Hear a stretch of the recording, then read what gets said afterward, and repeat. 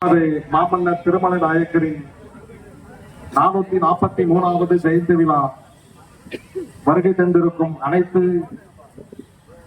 உறவுகளுக்கும் நன்றி.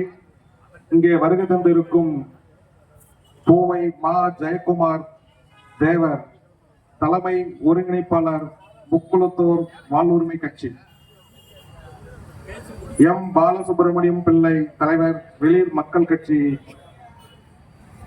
மற்றும் வழக்கறிஞர் எஸ் அஜித் குமார் தலைவர் மனிதநேய பார்வை பிளாக் கட்சி, சத்தியமுருகன் விருதுநகர் மாவட்டம் அமைப்பாளர் முக்குளத்தூர் வாழ்வுரிமை கட்சி, மருதுராஜா நிறுவனர் மருதுவீரர் மக்கள் கழகம் நத்தினேரி கே கார்த்திக் நிறுவனர் சுதந்திர புலிகள் கட்சி மற்றும் தெலுங்கர் முன்னேற்ற கழகத்தினுடைய ஜி.வி. பாலமுருகன் ஒருங்கிணைப்பாளர், மாநில ஒருங்கிணைப்பாளர் அவர்களே, திரு பொருளாளர் ரங்கராஜன் அவர்களே, கோயம்புத்தூர் மாநில பொதுச் செயலர் கண்ணன் அவர்களே, ஜே.பி. நாயுடு மதுரை நாயக்கர் வம்சம் அவர்களே மற்றும் ஸ்ரீராம் சரவணன் தத்து பெருமாள், கலைச்செல்வி, சரஸ்வதி, ராஜேந்திரன் சென்னை, சத்யா மதுரை, முத்துக்கமலம், மணப்பந்தல் பாஸ்கர், தமிழக நாயுடு கூட்டமைப்பு செயலாளர் ராஜன் பாபு அண்ணன் அவர்களே, இன்று இங்கே வருகை தந்திருக்கும் அனைத்து தலைவர்களுக்கும் முதற்கண் வணக்கத்தை தெரிவித்துக் கொண்டு, இன்று மாமன்னர் திருமலை நாயக்கர் என்று சொன்னால் உலக நாடுகள் அனைவரும் வீக்கக்கூடிய ஒரு மகத்தான ஒரு மன்னர். இந்த இந்தியா போற்றக்கூடிய ஒரு மகத்தான தலைவர் யார் என்று சொன்னால் திருமலை நாயக்கர் மட்டும்தான். திருமலை நாயக்கர் மட்டும் இந்த மண்ணில் பிறக்கவில்லை என்றால் இந்த தமிழ்நாட்டை யார் ஆண்டிருப்பார்கள் என்று உங்களுக்கு எல்லாம் தலைவர்களுக்கு தெரிந்திருக்கும், படித்திருக்கிறீர்கள். முகலாய பேரரசு காலத்தில்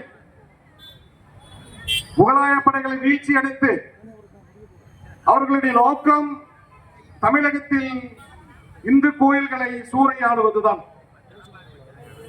சிதம்பரனார் கோயில் மிகப்பெரிய, இப்ப இருக்கக்கூடிய விட 60 மடங்கு பெரிய கோயிலாக இருந்தது. அங்கே இருக்கக்கூடிய தங்கம் வைதுரிந்து எல்லாம் சூறையாடி விட்டார்கள்.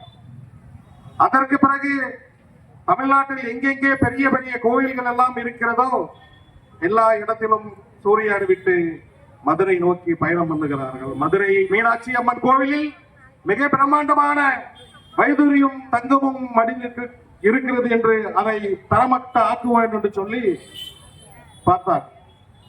ஆனால் அதனுடைய வரலாறு பேச வேண்டும் என்றால் இங்கே நேரமும் பத்தவில்லை. ஏனென்று சொன்னால் நம்மளுக்கு காவல்துறை அனுமதி கொடுத்தவர்களுக்கு டைம் சரியாக இன்னும் 20 நிமிடமும் இருக்கிறது என்று சொல்கிறோம். அப்புறம் நலத்திட்ட உதவிகள் தர வேண்டும். இந்த தமிழகத்தில் தெலுங்கர்களை வந்தேரி என்று சொல்லிக் கொண்டிருக்கிற ஒரு கூட்டம் இருக்கிறது. அருமை தம்பி சொல்லியிருந்தார், சீமான் ஒருவன் இருக்கிறான், அவன் வந்தேரி என்று சொல்கிறான். அவன் தமிழ்நாட்டில் தமிழ்நாட்டு மக்களுக்காக, இங்க தமிழக மண்ணில் மக்கள் உரிமைக்காக ஆட்சி பேசவில்லை, இலங்கையில் இருக்கக்கூடிய மக்களுக்கு பேசிக்கொண்டு இருக்கிறார். அந்த இலங்கை மண்ணிலே கூட விக்ரமராஜ் சிங் எங்கள் பாட்டன் தான் ஆட்சியாளர் இருக்கிறார். ஆனால் ஒன்று மட்டும் சொல்லுகிறேன், இப்ப கூட திருமலை நாயக்கரை நீங்க ஆந்திரால கொண்டாடலாம்னு சொன்னாரு. படம்பாடி ஆந்திரால கொண்டாடா, இங்க இந்த மண்ணையும் இந்த மக்களையும் காப்பாத்தின ஒரு மன்னர். 72 பாளையங்களாக பிரிச்சு இங்க சாதி மதம் வேறுபாடு மொழி இனம் எதுவும் இல்லாமல் இந்த மக்களுக்காக எத்தனையோ என்னுடைய பாட்டமார்கள் உடைய குழந்தைகள் இங்க திண்டுக்கல்லிலே விருப்பாட்சி கோபால நாயக்கர் அவர்களுடைய வம்ச குழந்தைகள் இல்லை என்றால் இப்பொழுதெல்லாம் பிள்ளையாமலங்கள் இல்லை, எடுத்து விட்டார்கள். ஒவ்வொரு பிள்ளையாமலத்திலும் ஒவ்வொரு பிணம் தொங்கிக் கொண்டிருக்கும். வெள்ளையக்காரர்கள் தூக்கிலிட்டு இருந்தார்கள். அது கருத்தில் தெரியுமா? அது மட்டுமா, இங்க ஆண்ட மன்னர்களுக்கு ஆண்ட பரம்பரை என்று சொல்லிக் கொண்டிருக்கிறோமே, அவர்களுக்கு வாரிசுகள் யாராவது இருக்கிறார்களா?